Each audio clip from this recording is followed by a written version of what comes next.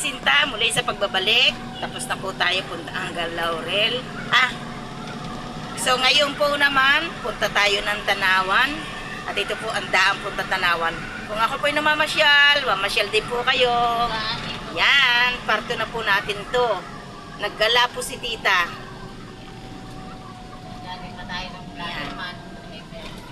O, iba na po naman ang ating driver. Ito po, ating pakita po ang ating driver dito. Yan. May pogi po siya. Ayan po. So, alam po natin na tayo ay, kanina po, long hair ang ating driver. So, ngayon ito po ang driver natin. Yan. So, may sasakay pong pasahero. Yan. Baba po natin medyo ang ating camera. Parang yung pamasahe natin Subic to Laurel, magkano? 45. 45 po. Dito. 73.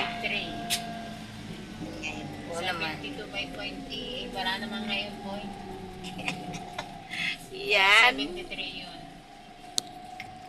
Going to Tanawan po tayo.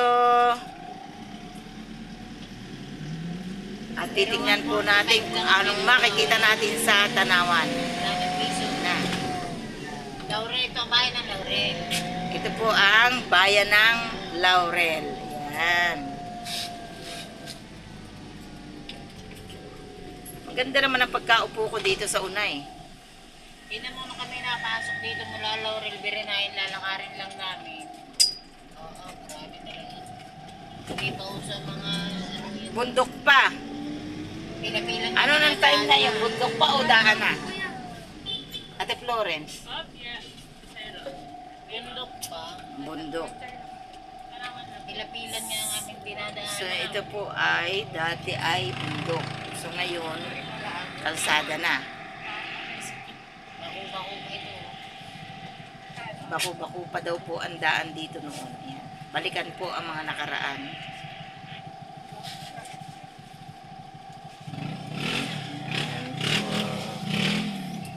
Dito,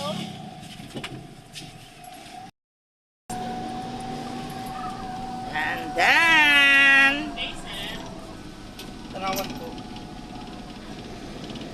puro po tayo, daan po yung nakikita natin sa ngayon.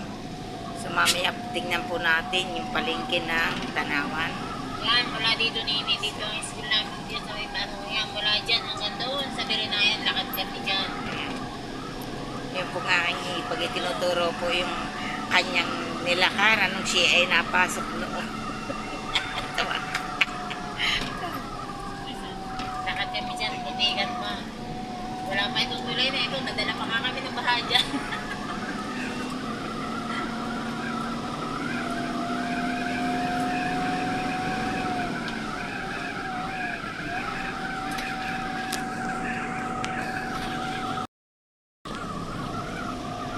Kanina po ang sinakyan namin, yellow bus. Ngayon po blue bus na.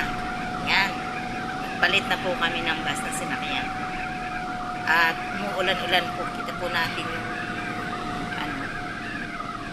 salmi ng bus. So, maambon-ambon po siya.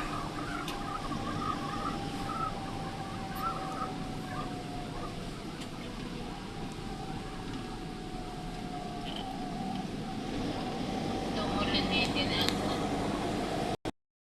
May tour guide po ako dito. Dito ako lumaki. Doon daw, dito raw siya lumaki sa lugar na ito. Kaya yan. Taga rito eh. Taga rito ang tata. Dyan sa taas ng school na yan. Dyan kami nagperya ng San Miguel. Tayo mga pinagperya. Yan. Yan sa perya na yan. Gala po ang aking hipag. Yan. Diyan sa taas ng school na yan, lahat kapatid ng tatay ang nakano dyan, ng mga sangkalan. Service na yun ah.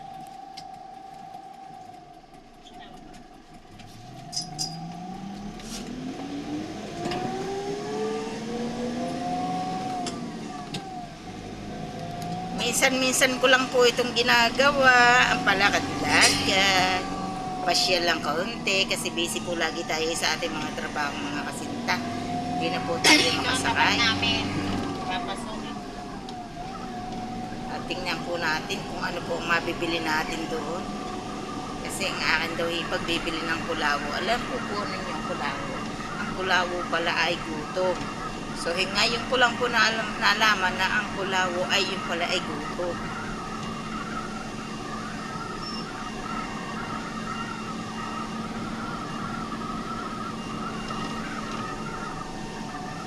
Dito yung patay na inuwian ko na isang linggo. Yung pinsan ng mga tatay hindi. Sino? Yung inuwian ko patay dito yung pinsan ng mga inay. Rodriguez. May apin. Kapatid din nila kakanggiling ang kamag-anak. Kaya sinabi ko sa tiya, paulang. Hindi na yung pwede lumakad. Ako nga hindi nagpunta.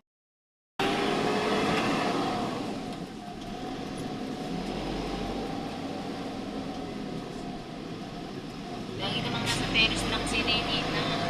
Hindi na yung nakakalaman. Nakalayo.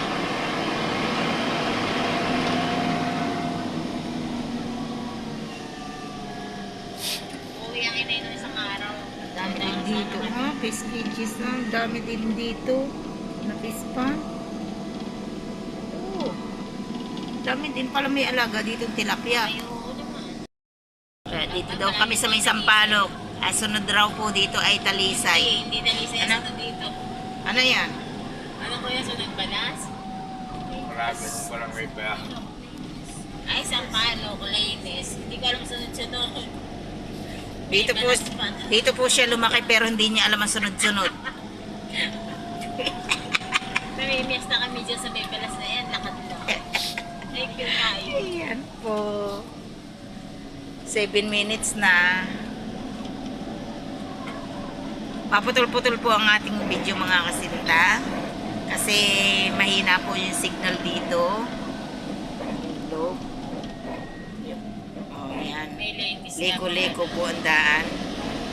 Tingnan po natin. Kaya kung mapapansin po ito, kabilaan po ay bundok. Ito po ay nasa paanan na ng bundok. Eh, matanda ko yung mga Gitna balas na- pala, hindi pala ito paanan ng May bundok, mga gitna. pinsan ko, puntahan dyan.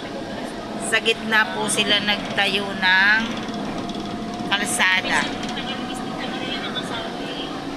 Oh, may arko dito. Walang nakasulat sa arko.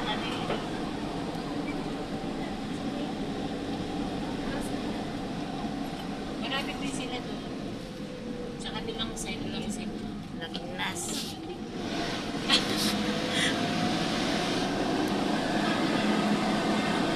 Ay, nakalimutan ko pangalan. Isang ka lang ang asawa niya.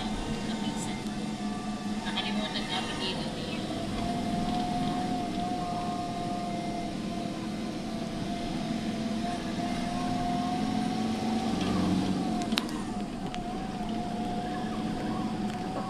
May lumatanaas ang bundok dito doon.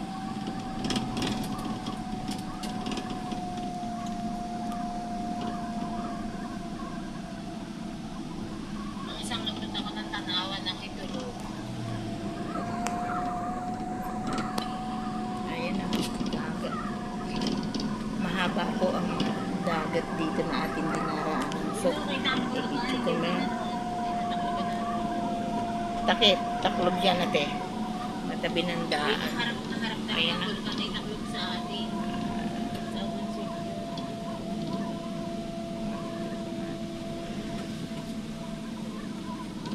Mas malapit dito ang bulkan kay doon sa atin. Kaya pala mas maapektado talaga dito. Nakaharap ito. Talaga nito yung nakaharap.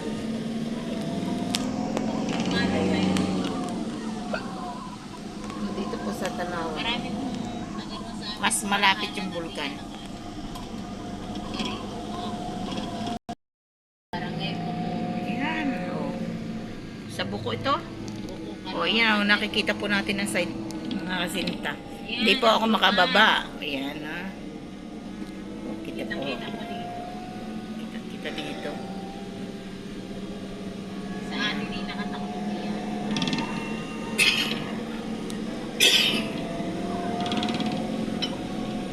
tawag sa matandang bukang ito.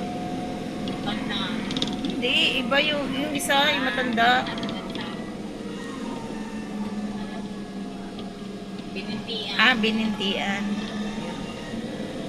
Binintian daw. Malaki po alin sinasabi mo, binintian ka na. Oo, yung malaki, yung matanda siyang bulkan noon. Tawag doon.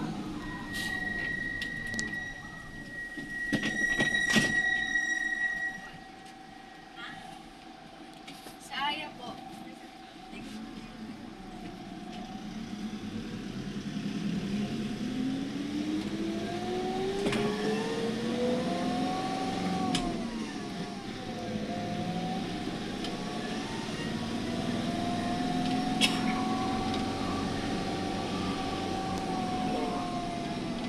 Ahon baba.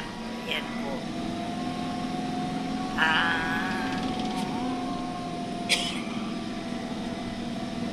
Ganda dadaan eh. Puro daan po yung makikita.